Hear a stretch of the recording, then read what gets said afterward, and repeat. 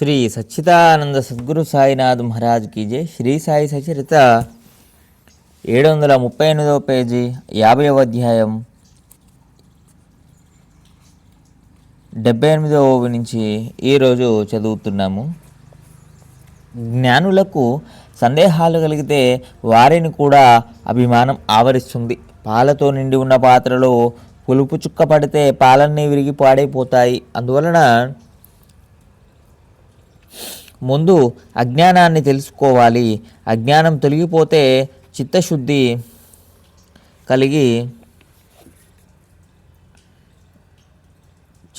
కలిగి నిరవధిక జ్ఞానంతో వెంటనే అభేద సమాధి కలుగుతుంది. ద్రవ్యాన్ని, వైభవాన్ని ధ్యానించే వారికి విషయసుఖాలలో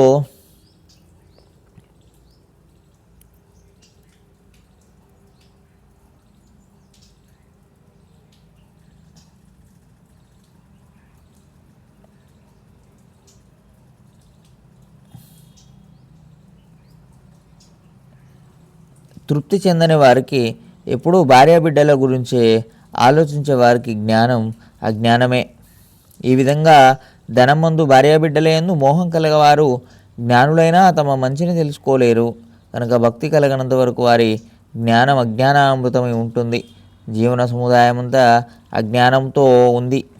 ఈ అజ్ఞానం నుండి ముక్తి పొంది జ్ఞానులై జ్ఞానాతీత స్థితిని పొందడం, అదే నిశ్చయంగా బ్రహ్మరూపాన్ని పొందడం.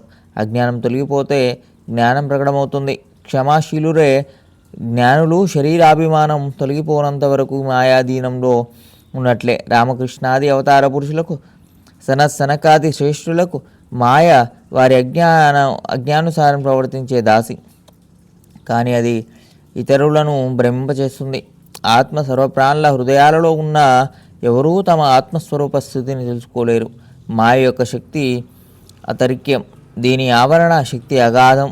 నేనే కర్తను, నేనే భోక్తను అన్న అహంభావాన్ని విడవకుండా, హృదయంలోని పరమాత్మను శరణు వేడకుండా ముక్తి లభించదు. 87వ నుంచి మరో వీడియోలో చదువుకుందాం. సచ్చిదానంద సద్గురు సాయినాథ్ మహారాజ్కి జై. లోకా సమస్తా సుఖినో భవంతు. ఓం శాంతి శాంతి శాంతి.